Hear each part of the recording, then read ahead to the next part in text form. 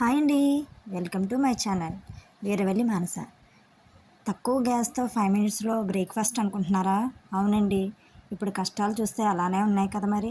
అందుకని 5 మినిట్స్లో breakfast ready చేశాను.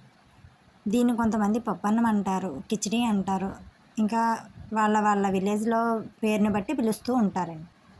దాంట్లోకి కావాల్సినవి వెల్లుల్లిపాయ, కరివేపాకు, జీలకర్ర, పచ్చిమిర్చి, పెసరపప్పు, కడిగి పెట్టుకున్న పెసరపప్పు, బియ్యం.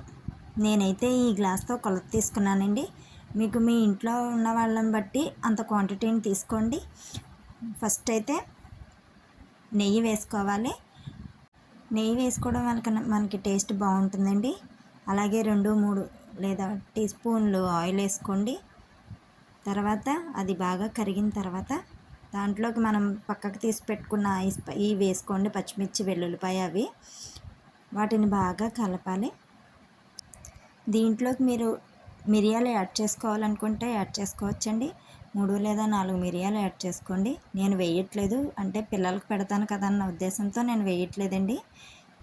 మీరైతే వేసుకోవాలనుకుంటే వేసుకోవచ్చు. తర్వాత అవి బాగా వేగిన తర్వాత అందులో చిటికెడు పసుపు వేసి పచ్చివాసన పోయేంత వరకు బాగా కలుపుకోవాలండి. నేను పప్పునేమో 1 గ్లాస్ తీసుకున్నానండి, రైస్నేమో 1.5 గ్లాస్ తీసుకున్నాను. మాకు అలా సరిపోతుంది. మీరు మీ ఇంట్లో తినే వాళ్ళని బట్టి మీరు అంత క్వాంటిటీని తీసుకోండి. ఇప్పుడు మనం కడిగి పెట్టుకున్న రైస్ అందులో వేసుకొని దాన్ని కూడా కొంచెం పచ్చివాసన పోయేంత వరకు బాగా కలుపుకోవాలి. మనకి కలిపేటప్పుడే ఆ ఫ్లేవర్, స్మెల్ అది బాగా వస్తుందండి. టేస్ట్ కూడా బాగుంటుంది. ఒకసారి మీరు ట్రై చేయండి. ఈజీగా అయిపోతుంది. తక్కువ గ్యాస్తో కూడా అయిపోతుందంటే మనం చేయకుండా ఎలా ఉండగలమండి. దీంట్లో మనం వాటర్ యాడ్ చేయాలండి. 1 గ్లాస్కి 2 గ్లాసెస్ వాటర్ వేయాలి. అంటే మనం పప్పు బియ్యం తీసుకున్నాం కదా, అవి కూడా పప్పు బియ్యం కలిపి కౌంట్ చేసుకొని దాన్ని బట్టి మనం వాటర్ వేసుకోవాలండి.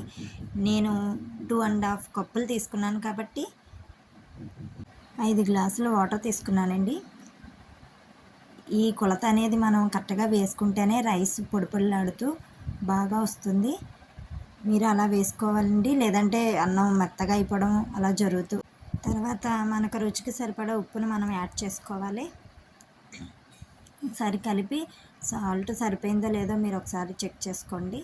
మళ్ళీ మనం యాడ్ చేయడానికి అవ్వదు కాబట్టి కరెక్ట్గా వేసుకోండి. తర్వాత కుక్కర్ విజిల్ పెట్టేసి 3 విజిల్స్ వచ్చేంత వరకు ఉంచుకోండి. తర్వాత స్టవ్ ఆపేసి ఆ స్టీమ్లోనే ఉంచండి, మొత్తం స్టీమ్ మొత్తం పోయేంత వరకు. అప్పుడు రైస్ అనేది పొడి పొడిలాడుతూ ఉంటుంది. దాన్ని ఒక ప్లేట్లోకి సర్వ్ చేసుకొని బెల్లం నంచుకొని తింటే సూపర్ టేస్టీ. ఇంకొక విషయం అండి, ఇది వేడివేడిగా తింటేనే టేస్టీగా ఉంటుందండి.